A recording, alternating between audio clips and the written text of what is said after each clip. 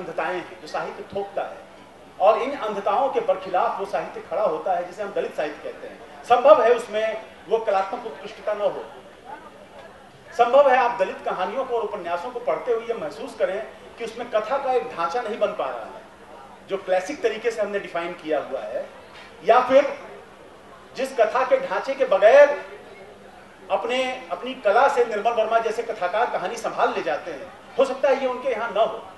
बावजूद इसके उनके यहाँ एक चीज है जिस पर मैं हमेशा बल देता हूं और जो मुझे लगता है कि उन कहानियों के विश्लेषण के लिए एक सैद्धांतिक प्रस्थान बिंदु भी बन सकता है, और वो है स्पॉटलाइट इफेक्ट।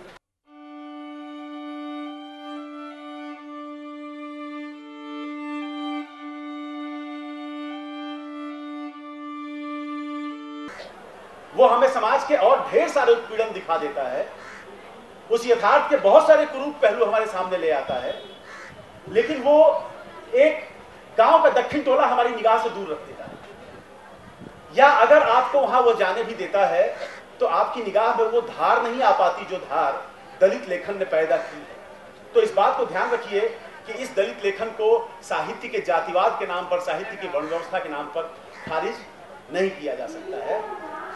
अब जो मैंने कहा अंधताएं, मैं आपको उदाहरण देता हूं। मैंने पिछले दिनों हिंदी की एक बहुत महत्वपूर्ण कहानी, जो मेरी बड़ी पसंदीदा कहानी है, उसके बारे में लिखा। वो कहानी है मनोज पांडे की पानी। ये कभी 2013-14 में छपी होगी ये कहानी। कहानी एक ऐसे गांव के बारे में है जिसका जीवन बहुत ही समरस और संतुलित जीवन है, लोगों के बीच संबंध अच्छे हैं, प्रकृति के साथ उनका तालमेल बना हुआ है। एक गांव है, तालाब, गांव में एक तालाब है, उस तालाब के आसपास गांव की सारी सामुदायिक क्रियाएं होती हैं। अचानक निजी पूंजी की हवस की वजह से गांव का जो ठाकुर है वो उस तालाब को पटवाकर वहां खेत निकाल लेता है, और फिर वो गांव के लोगों को सिंचाई करने के लिए बोरिंग का पानी पैसे पर देना शुरू करता है। कहानी बहुत विस्तार से, बड़ी लंबी कहानी है, बहुत विस्तार से आपको ये बताती है कि प्रकृति के साथ जो किया हुआ ये खेल है, इसने उस समरस व्यवस्था को तोड़ दिया। जो संतुलन बना हुआ था मनुष्य और प्रकृति के बीच, वो खत्म हो गया, और धीरे धीरे उस गांव में एक भयानक सुखाड़ पड़ा। सुखाड़ को जब खत्म किया एक बारिश ने, तो गांव में भयानक बाढ़ आई, बहुत सारे लोग मर गए। और अब ये जो कहानी बयान की जा रही है वो उस बाढ़ में बचे हुए कुछ लोगों के बीच में से एक व्यक्ति उसको बयान कर रहा है, जो एक चरवाहा है, गंगादीन नाम का चरवाहा। कहानी पूरी मैंने पढ़ ली, मेरे दिमाग में कहीं ना कहीं ये बात खटकती रही कि कहानी बड़े अच्छे तरीके से लिखी गई है, और सचमुच निजी पूंजी की हवस को इस कहानी ने अद्भुत तरीके से रेखांकित किया है। लेकिन कहानी जिस समाज व्यवस्था के नष्ट हो जाने का स्यापा कर रही है, उस समाज व्यवस्था के प्रति एक गहरा आकर्षण भी उसमें है। क्या वो समाज व्यवस्था इतने गहरे आकर्षण के लायक थी? ये सवाल मेरे जहन में आया, और तब मैंने कहानी को दोबारा खंगालना शुरू किया। मुझे पियरे माशरे की एक बात याद आई, जो एक फ्रेंच मार्क्सवादी है।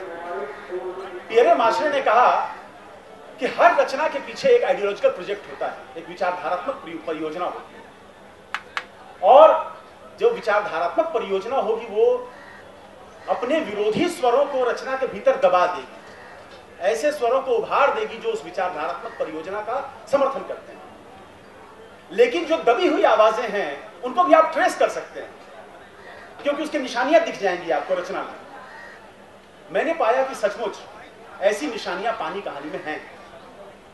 पूरी पानी कहानी में गांव के भीतर जातियों के जो संबंध हैं वो बामन, ठाकुर और पटेल पर आकर रुक जाते हैं। ऊंची जातियों से लेकर मध्यवर्ती जातियों तक आकर मामला खत्म हो जाता है। गांव में नीची जातियां जो हैं, तथाकथित नीची जातियां, उनका जीवन कैसा था उस तथाकथित समरस व्यवस्था में, उनके साथ पूरे गांव का क्या बर्ताव था, जब गांव में सुखाड़ पड़ा तो उन्होंने क्या झेला, पूरी कहानी इसके बारे में मौन है। लेकिन मैंने आपसे कहा कि निशानियां मिल जाती हैं, कहीं कहीं चिन्ह छूट जाते हैं। वो चिन्ह क्या है? वो चिन्ह ये है कि कहानी के बीच में एक वक्तव्य आता है, जो कहानी का नरेटर है, वाचक है, वो पटेल जाति से आता है, यानी मध्यवर्ती जातियों का वो प्रतिनिधि है। वो बताता है कि जब सुखाड़ पड़ गया और सारे कुएं सूखने लगे तो हमें उस कुएं तक से पानी लाना पड़ा जिस कुएं का पानी पीने में हमें उबकाई आती थी। दक्षिण टोले का कुआं, वहां से पानी लाके पीना पड़ा मजबूरी में। बस एक संकेत आया और पूरी कहानी मौन है। यानी उस कहानी में पूरे गांव के हवाले से जितनी बातें कही जा रही हैं वो दरअसल पूरे गांव की बात नहीं है। वो जो पूरापन है गांव का, वह वर्ण समाज का पूरापन है। और वर्णेतर समाज जिस तरह वर्ण व्यवस्था से बाहर छिटका हुआ है, उसी तरह उस कहानी से भी बाहर छिटका हुआ है, वो कहानी के दायरे में शामिल नहीं है। तो ये कैसे हुआ, ये क्यों हुआ, एक सजग कहानीकार से ये भूल क्यों हुई? वो भूल इसलिए हुई कि अगर यह स्वर उस कहानी में आएगा तो गांव में जो एक प्री मॉडर्न, प्राक आधुनिक समरस व्यवस्था दिखाई जा रही है, उस समरस व्यवस्था में फांक पड़ जाएगी। यानी कहानी का जो आइडियोलॉजिकल प्रोजेक्ट है, उसकी जो विचारधारात्मक परियोजना है, वो खंडित हो जाएगी। उस विचारधारात्मक परियोजना को खंडित नहीं होना चाहिए। कहानी की सफलता तो इसी में है, और इसीलिए कहानी उस चीज को छिपा देती है, उसकी चर्चा नहीं करती। तो दोस्तों, मैं यही कहता हूं कि अच्छी कहानियां हमें निगाह देती हैं, लेकिन अच्छे और बुरे से परे वो कहानियां, वो उपन्यास, वो महाकाव्य, वो कविताएं हम पर कुछ अंधताएं भी थोपती हैं। पूरी पानी कहानी को पढ़ जाने के बाद मेरी निगाह ही नहीं गई कि उस सुखाड़ के दौरान दलितों के साथ क्या हो रहा था। मैंने एक उदाहरण दिया उसके बारे में लिखते हुए। बाबा साहब आंबेडकर ने कहा है कि जब पार्टीशन हुआ, विभाजन हुआ, तो नहीं, ये तुलसीराम जी के भाषण से मैं कोट कर रहा हूं, जिसमें उन्होंने बाबा साहब आंबेडकर को भी उद्धृत किया। उन्होंने बताया कि जब विभाजन हुआ तो उधर से लोग इधर आए, और जब इधर आए तो वहां कौन किस जाति का था, इसके बारे में इधर के लोग कैंप में जाकर के निशानदेही करते थे। और इस निशानदेही में उनकी मदद कौन करते थे? जो ऊंची जातियों के लोग थे। वो बताते थे कि ये दलित है। तो जो दलित हैं उनको चिन्हित करके मार के भगाया जाता था कि चल वापस, इस पार आने की जरूरत नहीं है। यह बात बाबा साहब आंबेडकर को पता चली और उन्होंने नेहरू को यह बात बताई, और तब नेहरू ने उनके लिए अलग कैंप की व्यवस्था की। मैं इस उदाहरण से सिर्फ यह कहना चाहता हूं कि जो संकट के समय होते हैं, उन संकट के समयों में संसाधनों की छीना झपटी और ज्यादा होती है। जब संसाधन भरपूर होते हैं तब तो उस समुदाय को अभाव में रखा जाता है। जब संसाधन कम होंगे तो उसके साथ क्या होगा? तो जब गांव में सुखाड़ पड़ा, उस समय दलितों के साथ क्या हुआ? कहानी क्यों इसके बारे में मौन? तो दोस्तों, मैं यही कहना चाहता हूं कि ये अंधताएं हैं जो साहित्य थोपता है, और इन अंधताओं के बरखिलाफ वो साहित्य खड़ा होता है जिसे हम दलित साहित्य कहते हैं। संभव है उसमें वो कलात्मक उत्कृष्टता न हो, संभव है आप दलित कहानियों को और उपन्यासों को पढ़ते हुए ये महसूस करें कि उसमें कथा का एक ढांचा नहीं बन पा रहा है जो क्लासिक तरीके से हमने डिफाइन किया हुआ है, या फिर जिस कथा के ढांचे के बगैर अपनी कला से निर्मल वर्मा जैसे कथाकार कहानी संभाल ले जाते हैं, हो सकता है ये उनके यहाँ न हो। बावजूद इसके उनके यहाँ एक चीज है जिस पर मैं हमेशा बल देता हूं, और जो मुझे लगता है कि उन कहानियों के विश्लेषण के लिए एक सैद्धांतिक प्रस्थान बिंदु भी बन सकता है, और वो है स्पॉटलाइट इफेक्ट। स्पॉटलाइट आप जानते हैं ना, अंधेरे में अगर रोशनी घूम रही है, किसी खास जगह जाकर रुक जाती है, तो आपको उतना ही दायरा दिखलाई पड़ता है जितने दायरे में रोशनी होती है। तो इन कथाओं का, जो दलित कथाएं हैं, उनका एक स्पॉटलाइट इफेक्ट है। तो आपके साहित्य का स्पॉटलाइट जहां नहीं ठहरता था, वहां दलित साहित्य का स्पॉटलाइट ठहर गया है, रोशनी का वो वृत्त ठहर गया है, और आपको वो चीजें दिख रही हैं जो पहले नहीं दिख रही थी। ये स्पॉटलाइट इफेक्ट अपने आप में एक बड़ी कलात्मक उपलब्धि है। हम भूल जाएं कि कथा का ढांचा क्या है, हम भूल जाएं कि कहानी कला की और शर्तें क्या हैं। ये स्पॉटलाइट इफेक्ट ऐसा है जिसकी वजह से मुझे वो कहानियां पढ़ने के लिए अपनी ओर बुलाती हैं, आकर्षित करती हैं। दोस्तों, ये जो तमाम आर्गुमेंट्स मैं दे रहा हूं, इन्हीं आर्गुमेंट्स की रोशनी में आप आदिवासी साहित्य और स्त्री साहित्य को भी देखें। उनके प्रश्न भी इसी तरह के हैं। आदिवासी अनुभव और स्त्री अनुभव ही साहित्य के दायरे से लगभग बाहर रहे हैं, और उनको साहित्य के दायरे में आना जरूरी था, और उस जरूरत को निजी अनुभव से ही पूरा किया जा सकता है। अधूरे तरीके से उसकी एंट्री हो जाए, यह तो किसी और के लिए भी संभव है। मेरे जैसे एक सवर्ण हिंदू पुरुष के लिए भी संभव है अधूरे तरीके से उसकी एंट्री करा देना, लेकिन उसकी पूरे तरीके से एंट्री तब होगी जब वो आदिवासी के हाथों होगा, जब वो स्त्री के हाथों होगा। लेकिन मैं इस लेकिन के आगे कुछ और कहना चाहता हूं। एक और कैटेगरी इंट्रोड्यूस हुई है, वो कैटेगरी है बहुजन साहित्य। और बहुजन साहित्य के भीतर ओबीसी साहित्य की कैटेगरी। हालांकि ओबीसी साहित्य कहने में उसको कई सिद्धांतकारों को संकोच है। उनका कहना है कि हम इसे मध्यवर्ती जातियों का साहित्य कह सकते हैं, हम इसे पिछड़े वर्ग का साहित्य कह सकते हैं, हम इसे शूद्र साहित्य कह सकते हैं, वगैरह वगैरह कई तरह के नाम सामने आए। बहस मेरी उन नामों से नहीं है।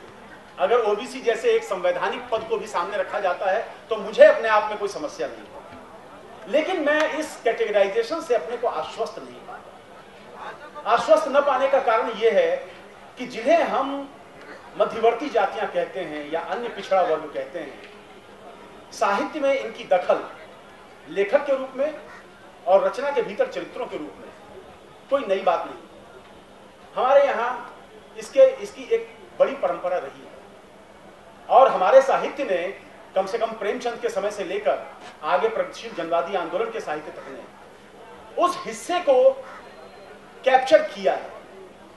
और इसीलिए दलित साहित्य की जितनी जरूरत और जिस तरह की जरूरत रेखांकित की जा सकती है, उस तरह की और उतनी जरूरत ओबीसी साहित्य की रेखांकित नहीं की जा सकती। वो जैसा कि वीरेंद्र यादव ने कहा कि वो फिर सिर्फ एक कुनबा बनाने वाली बात होकर रह जाएगी। और मैं आपको बताऊं कि कई ऐसे लोग हैं, चौथीराम यादव, वीरेंद्र यादव, हमारे प्रेम कुमार मणि खुद, जिन्होंने ये कहा कि सवाल जाति का नहीं है, विचारधारा का है। जब ओबीसी साहित्य पर बहसें चल रही थी, उन बहसों के दौरान एक लेख में उन्होंने कहा कि सवाल जाति का नहीं, विचारधारा का है।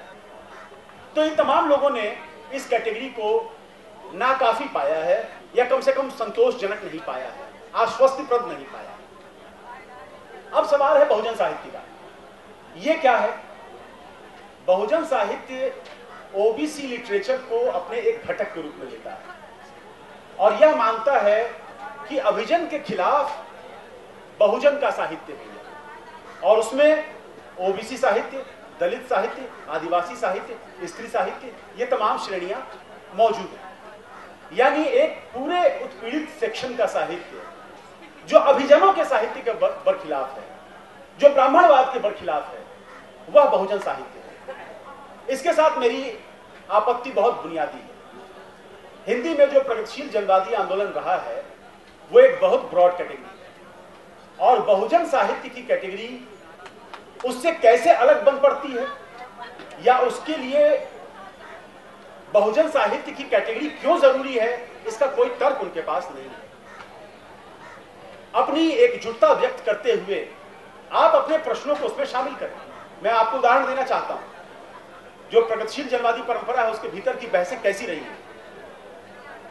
भक्ति आंदोलन को लेकर प्रगतिशील आंदोलन के भीतर एक तरफ रामविलास शर्मा और दूसरी तरफ रांगे राघव, जबरदस्त बहस है।